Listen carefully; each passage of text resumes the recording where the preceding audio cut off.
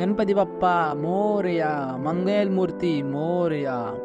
मित्रांनो, गणेशोत्सव म्हणले की मुंबई आणि मुंबई म्हणले की डोळ्यासमोर येतो तो म्हणजे लालबागचा राजा.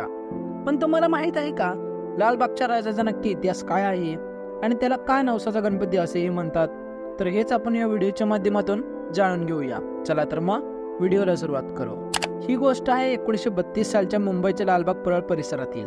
त्यावेळी मुंबईला बॉम्बे या नावाने देखील ओळखले जात होते. हे शहर इंग्रजांच्या दृष्टीने खूप महत्त्वाचे होते.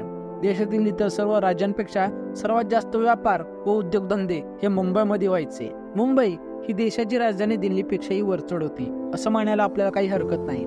शिवाय शहराच्या बाजूला समुद्र असल्यामुळे याचा ब्रिटिशांना खूपच फायदा होत होता.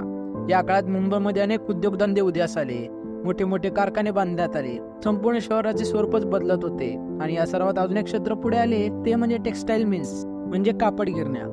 लालबाग परळ या भागात अनेक गिरण्या बांधल्या गेल्या होत्या. त्यातून अनेकांना रोजगार उपलब्ध झाला आणि या कापड गिरण्यांमधील काम करणारे कामगार लोक हे लालबाग परळ या परिसरात कायमचे स्थायिक झाले. यामुळे या भागात लोकांच्या वस्त्या आणि चाळ्या ह्या मोठ्या प्रमाणात वाढल्या गेल्या होत्या.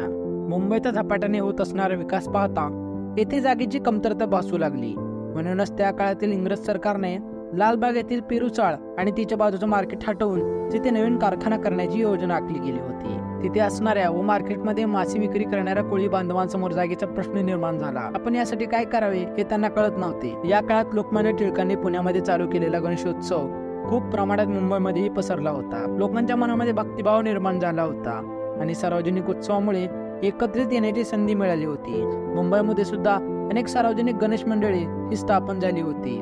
अशामध्येच लालबाग परळ या भागातील लोकांनी एकत्रित येऊन गणपती पुढे साकड घातले की आम्हाला आमचा व्यापार करण्यासाठी बाजारात हक्काची जागा भेटू दे. आणि यासाठी त्या सर्व लोकांनी प्रयत्न करायला सुरुवात केली. त्यांना तेथील व्यापारी व प्रतिष्ठित लोकांनी सुद्धा मदत केली आणि पाहता पाहता एका वर्षातच त्यांच्या प्रयत्नांना यश आले. मासे विक्री करणाऱ्या कोळी बांधवांना व इतर व्यापाऱ्यांना त्यांना त्यांच्या स्वतःचा हक्काचं मार्केट भेटलं. गणपतीला केलेला नवस हा पूर्ण झाला आणि यातून आनंदी होऊन या लोकांनी त्याच मार्केटमध्ये 1934 साली एक गणेश मूर्ती आणून गणेशोत्सव सुरू केला.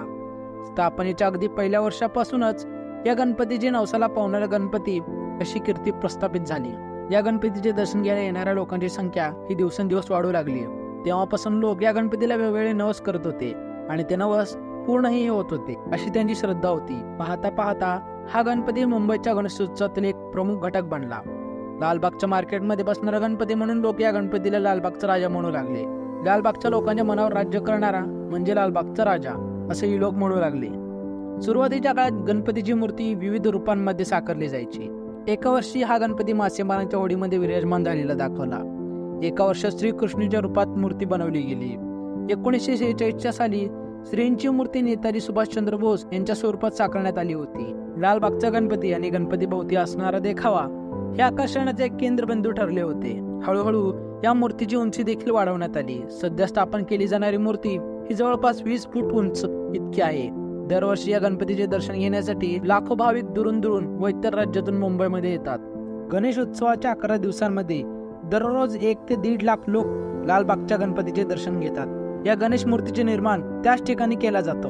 मूर्ती बनवण्याची सुरुवात ही गणपतीच्या पायापासून केली जाते आणि त्या दिवशी पाद्यपूजन सोहळा आयोजित केला जातो. गणेश उत्सवाच्या 11 दिवसांमध्ये अनेक मोठमोठे सेलिब्रिटी, खेळाडू, कलाकार व नेते मंडळी हे गणपतीचे दर्शन घेण्यासाठी इथे येतात.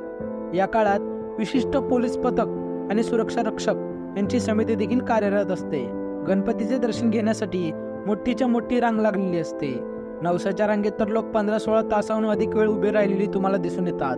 लालबाग राजाची विसर्जन मिरवणूक ही एका राजाची मिरवणुकीला शोभेल अशीच असते. दुपारी लालबाग येथून निघालेली विसर्जन मिरवणूक गिरगाव चौपाटीला यायला दुसरा दिवस उजळतो. लालबागच्या राजाचे विसर्जन पाहण्यासाठी लाखोच्या संख्येने लोक तिथे उपस्थित असतात व मिरवणुकीचा आनंद लुटतात. तर मित्रांनो, व्हिडिओ कसा वाटला कमेंट करून नक्की